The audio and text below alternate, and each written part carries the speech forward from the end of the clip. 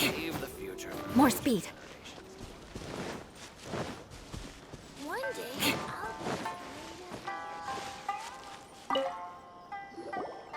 Well, if it isn't Yoimiya. Come on in, dear. Come and take a seat. Are these two your friends? Yes, they're travelers from afar. Outsiders have a very difficult time getting into Inazuma nowadays. Indeed, these are unprecedented times. But seeing as they came all this way, we locals should give them a warm welcome. Before I forget, I brought the fireworks that you ordered. Oh, thank you, dear. Your family is so good to us every year. First your father, and now you.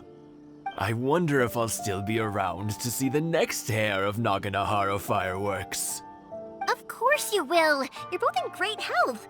Don't say things like that. It's bad luck. We aren't as young as we once were, though. The body knows it. It used to be that I could spend all day working the land, carrying water back and forth. But now, even a moment of light work leaves me with all sorts of aches and pains. I wanted to do some weeding yesterday, but as soon as I bent down to get started, I suddenly felt that if I went any further, I wouldn't be able to get back up again. No worries. Say no more. We'll handle it. No. We can't be putting you to work when you're a guest in our home. I'll just go fetch the tea and some snacks, and then we'll continue our conversation. It's fine. It's not like it's the first time I've helped you with chores. I just haven't had much time recently with the fireworks show coming up. But once that's out of the way, I'll be sure to come by more often. It's no trouble, really. We don't mind helping. Oh, you're such good kids. As for mine, he's all grown up now. Hasn't found anyone yet. And he doesn't visit very often. If you're quite sure it's no trouble, then I have some pickled radish here. Would you mind delivering it to Satoru on the other side of the village? Sure, it won't take us a moment. The old folks aren't very mobile, so come on, let's help them out. We'll get rid of the weeds first and then deliver the pickled radish.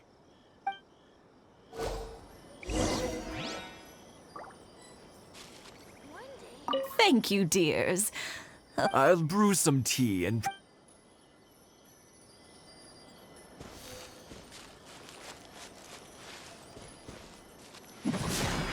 No, my sword!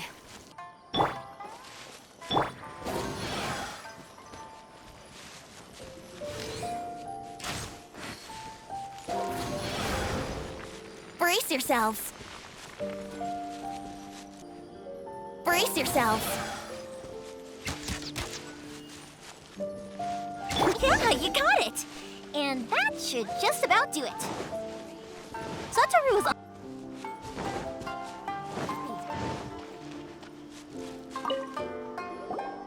Hey, Satoru. How have you been? Keeping well? Yeah, same as usual. Not much has changed. You're looking full of life, as always. All thanks to the support of our loyal customers, the family business just keeps getting better and better. We sold some fireworks to Liyue a while back, and word is they were a real hit. So it looks like we'll be getting more business from over there in the future. That must mean a lot more work for you, though. Are you sure you and Mr. Ryunosuke can manage? If it gets too much, don't forget, you can always ask me for help, We should be fine. I think we can cope. Oh, yeah. This is some pickled radish from Mrs. Imatani. Oh, wow, thank you so much. I never used to be a fan of pickled radish, would you believe? But then I tried some of Mrs. Imatani's homemade stuff and I couldn't get enough of it. It's a family staple now. Speaking of your family, how's everyone doing? They're doing well. We have the occasional heated argument, but I guess that's every family ever. Being close to family is better than never getting to see them, even if it does mean putting up with some conflict. Now, Mr. and Mrs. Imatani seem to have a great relationship. But still, they must get lonely with their child never visiting. Huh, they didn't seem that way to me. I think they're just used to it. You make a good point, though. I should drop by more often in the future. That way, they won't get so bored. Oh, I'm sure they'd love that. As would all of us in Konda Village. You're always welcome here. Thank you! Now that we finished all the chores, it's time to talk to the Imatanis about Sakujiro.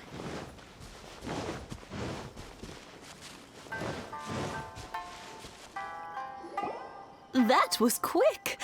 Ah, young people are so handy. Younger people have bundles of energy, and older people have a wealth of wisdom. Each have their strengths. Speaking of youth, do you know what? It's been 50 years this year. Oh, so it has. Goodness, how the time flies. You barely notice as the years go by, but then suddenly 50 years have passed. 50 years since what? Some important day? Well, if you must know, it was 50 years ago, back in the days when this young lady was still trying to win me over, that... Oh, stop trying to impress them. We both know you were the one who was hopelessly smitten and desperately trying to win my affection. Well, maybe you're right. 50 years ago, I proposed to my wife at the Naganahara fireworks show. We've been together ever since. To tell the truth, I was still a little uncertain. I wasn't sure what I was doing when I walked into the Naganahara's shop and ordered my firework. Even as it was rising up into the sky, I still had no clue what I was going to say. But then it exploded, the sky lit up. I looked back at her and saw her eyes twinkling in the light of the fireworks. Before I knew what was happening, apparently, I'd already said it. And, well, she'd said yes. 50 years. In some ways, it's a long time. In others, it's no time at all. Really, it's just a number. But 50 years of being together?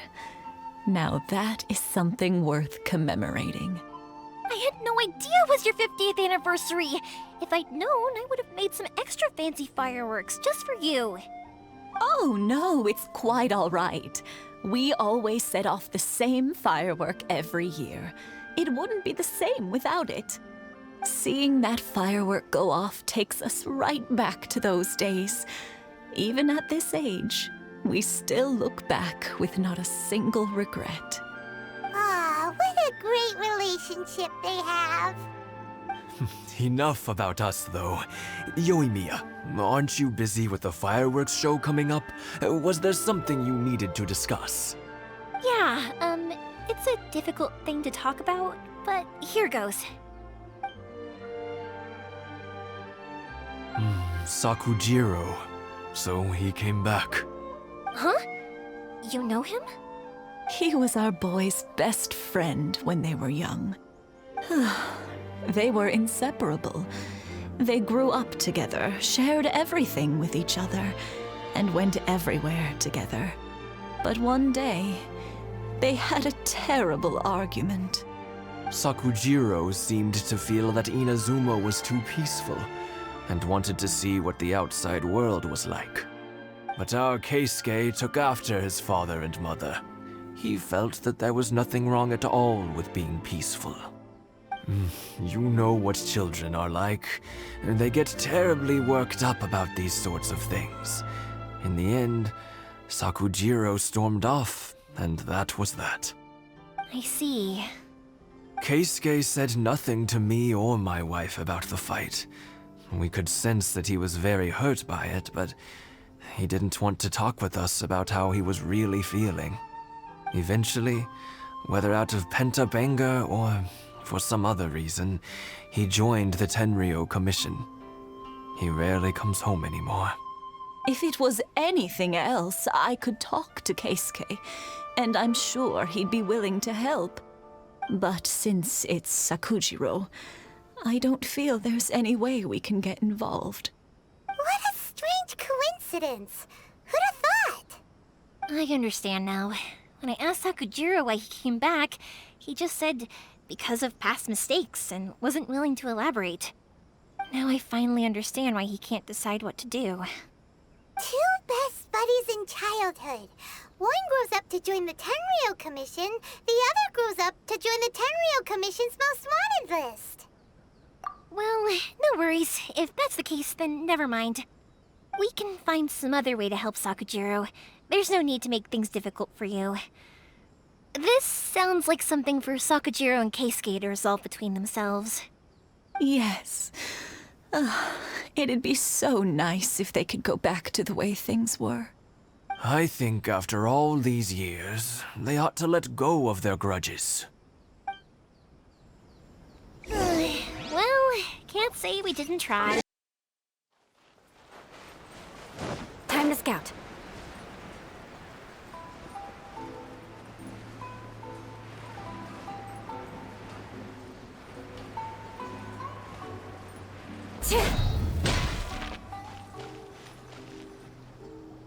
Yoimiya, something bad's happened. Some people from the Tenryou Commission came by. Huh? Why? Do they know? Pops, are you alright? They didn't do anything to you, did they? I told them the show was starting soon and the place was filled with fireworks, so they shouldn't go in because it's a fire hazard. But they didn't listen. It seemed like they knew Sakujiro was inside. Luckily, Sakujiro heard them coming in time and managed to escape through the window. The Tenryou Commission wasn't able to capture him. Oh, this is bad news. I don't think Sakujiro had enough time to make his mind up. Pops, did you see where he went? Oh, the Tenryou Commission will definitely be chasing after him. Good point. Names. Reading names. Suddenly showing up like this, surely it must be Keisuke's doing. The Commission wouldn't normally cause this big of a fuss over a stowaway. Sorry, my ears are no good. And I didn't get a good look at them either. If you're wondering which way they went, they left the city. I wish I'd caught their names. But I didn't hear a thing. As it happens, I did. I was getting some ore from my friend's place and happened to bump into them on the way over. I think their leader's name was Keisuke, just like you said. Just as I thought. Thanks. If Sakujiro still hasn't made up his mind, those two running into each other won't solve anything. And even worse, there'll be no coming back from it for Sakujiro. We can't let that happen. Come with me. Let's track them down.